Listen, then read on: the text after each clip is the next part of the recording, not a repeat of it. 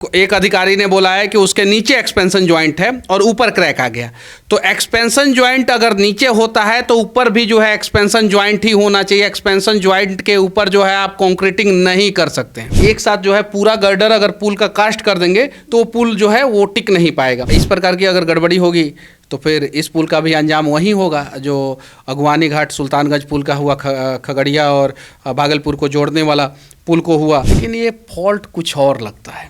आपको क्या लगता है कि इस पुल को बनाने में घटिया ब्रांड के मटेरियल का यूज़ किया गया है? लेकिन इस प्रकार का क्रैक आना जो है कहीं नहीं तो कहीं जो है सवाल खड़ा कर रहा है और संदेह के घेरे में जो है पुल है। तो इस पे जो है प्रॉपर जांच बिठाना चाहिए। अब जांच क्या बिठेगा, ढाक के 3 पात। पटना शहर को 2 महत्वपूर्ण छोरों से जोड़ने वाली जेपी गंगा पथ के चौथे फेज का उद्घाटन 10 अप्रैल को बिहार के मुख्यमंत्री द्वारा किया गया।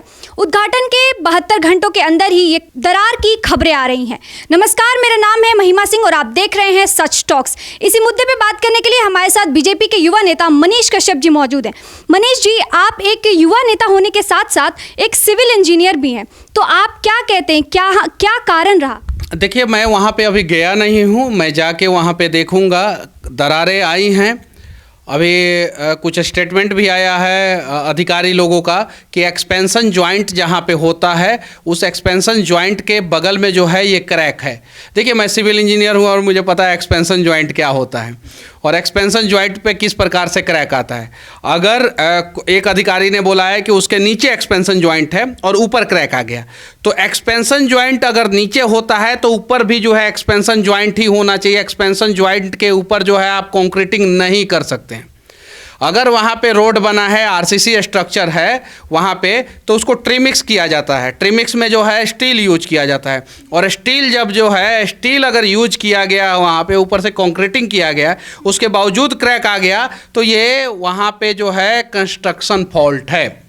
अब अधिकारी कुछ भी कहें, वहाँ पे कंस्ट्रक्शन फॉल्ट है अगर ऐसा हुआ है तो। लेकिन अगर नीचे एक्सपेंशन जॉइंट है, नीचे अगर एक्सपेंशन जॉइंट है और गलती से ऊपर कास्टिंग हो गया है तो क्रैक आना ही आना है।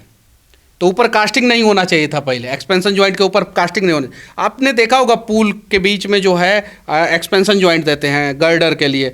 एक साथ जो है पूरा गर्डर अगर पुल का कास्ट कर देंगे तो वो पुल जो है वो टिक नहीं पाएगा। तो इसीलिए बीच बीच में पाया देते हैं और उस पर गर्डर देते हैं और गर्डर को जोड़ते नहीं है, दोनों गर्डर के बीच में जो है गैप देते हैं। 4 इंच से 6 इंच का गैप रहता है। उसके बाद से उसको स्टील लगाते हैं हर जगह और उसके बाद से कास्टिंग वस्टिंग करके वो गैप दिखता है, अक्सर गैप दिखता है।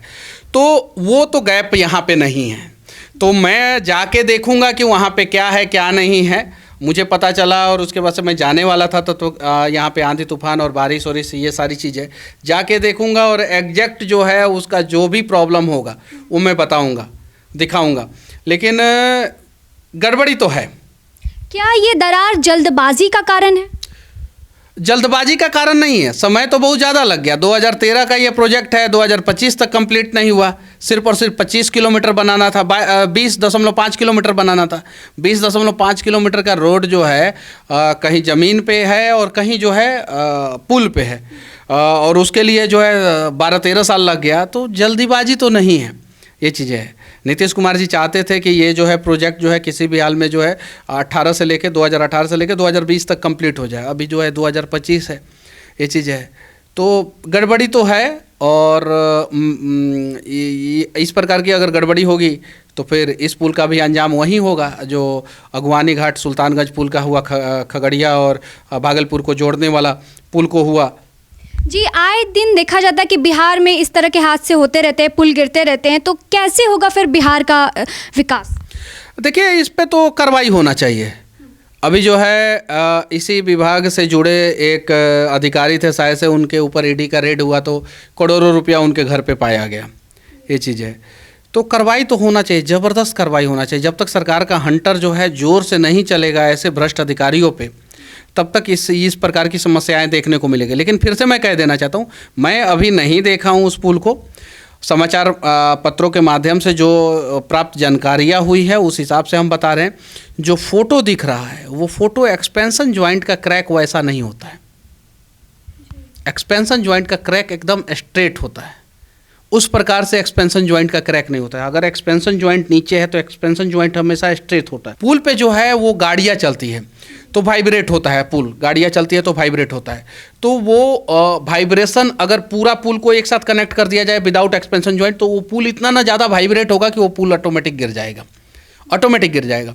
तो इसलिए जो है जगह जगह पे एक्सपेंशन जॉइंट देते हैं, अक्सर जो है सब लोगों ने देखा होगा पुल पे, लेकिन ये फॉल्ट कुछ और लगता है। आपको क्या लगता है कि इस पुल को बनाने में घटिया ब्रांड के मटेरियल का यूज़ किया गया है? नहीं, ऐसा तो नहीं है, कहीं नहीं तो कहीं सुपरविज़न फॉल्ट है। जो सुपरविज़न करने के लिए इंजीनियर होते हैं वो मिस्टेक है ये अच्छी कंपनी बना रही है इस पुल को, लेकिन जब पुल बना था तो जब रोड बना था उस समय भी जो है पेपर ऊपर में अखबार में आया था, मिट्टी कट गया था एक ही बारिश में, ये सारी चीज़ें। तो नए रोड के साथ ये प्रॉब्लम होता है, कोई भी नया रोड बनाइएगा तो मिट्टी उट्टी कट जाता है थोड़ा सा, ये चीज़ें। लेकिन इस प्रकार का क्रैक आना जो है कहीं नहीं तो कहीं जो है सवाल खड़ा कर रहा है, और संदेह के घेरे में जो है पुल है।